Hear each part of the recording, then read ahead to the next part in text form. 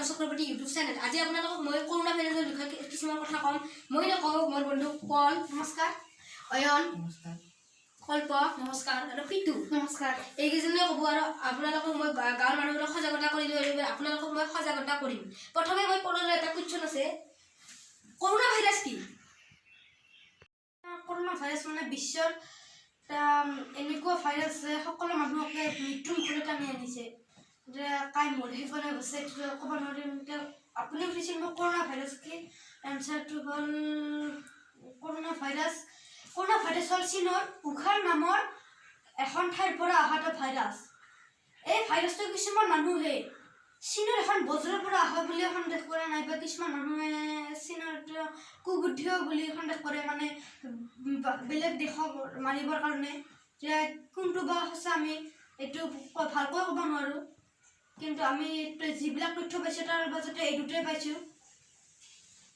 এটা কুৱেশ্যন কৰিম, পিতু ইয়াৰ ফলত বিশ্বত কিমান মানুহ আক্ৰান্ত আৰু মৃত্যুবৰণ কৰিল, আৰু ভাৰতত কিমান মানুহ আক্ৰান্ত আৰু মৃত্যুবৰণ কৰিল? ইয়াৰ ফলত আমি জনামতে বিশ্বৰ 1,82,724 জন আক্ৰান্ত হৈছে আৰু 7,174 জন মৃত্যু হৈছে। ভাৰতত এতিয়ালৈকে জনামতে 129 জন আক্ৰান্ত হৈছে আৰু 4 জনৰ মৃত্যু হৈছে। ধন্যবাদ পিতুলৈ, থেংক ইউ। কৰোনা ভাইৰাছৰ ৰক্ষা হ'বলৈ কি কি ব্যৱস্থা ল'ব লাগে? মই জনামতে কৰোনা ভাইৰাছৰ পৰা বাচিবলৈ হ'লে মাস্ক ব্যৱহাৰ কৰিব লাগে আৰু চাবোনেৰে হাত দুখন ধুব লাগে। ইয়াতে মই দুটামান কথা ক'ম। মানে আমি যেতিয়া বেলেগ ঠাইলৈ যাওঁ, মানে ধৰ গুৱাহাটী মানে তেনেকুৱা ঠাইলৈ যাওঁ, এতিয়া তাতে বহুতো পৰ্যটক থাকে।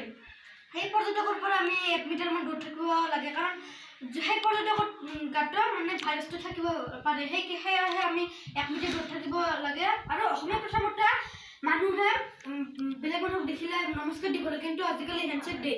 এই হেণ্ডশ্বেক দিলে কোনো ভাইৰাছ থকা মানুহৰ পৰা আন এটা মানুহলৈ ভাইৰাছটো আহিব পাৰে। সেইকাৰণে আমি হেণ্ডশ্বেক নিদি নমস্কাৰ দিব লাগে, তেতিয়া কোনো ভাইৰাছটো অহা ৰোধ হ'ব পাৰে। আপোনালোকে এই ব্যৱস্থাবোৰ ঘৰতে কৰে আৰু কৰোনা ভাইৰাছৰ পৰা সুৰক্ষিত থাকে। কৰোনা ভাইৰাছৰ পৰা বাচি থাকিবলৈ গাঁৱৰ মানুহবোৰক তুমি কি শিকাই আহিলা? আমি লগৰবোৰে গাঁৱে গৈ মানুহৰ ঘৰত কৰোনা ভাইৰাছ কি বুজাই দি আহিছোঁ আৰু তাৰ পৰা কেনেকৈ বাচিব পাৰি বুজাই দি আহিছোঁ। পল, অয়ন আৰু কল্প আমাক কৰোনা ভাইৰাছৰ বিষয়ে জ্ঞান দিয়া বাবে। বন্ধুসকল, আপোনালোকে যেন আমি কোৱা কথাবোৰ মানি চলি কৰোনা ভাইৰাছৰ পৰা সুৰক্ষিত হৈ থাকে, লগতে আমাৰ এই ভিডিঅ'টো যেন শ্বেয়াৰ কৰি দিয়ে, যাতে মানুহবোৰে কৰোনা ভাইৰাছৰ বিষয়ে জ্ঞান লাভ কৰে।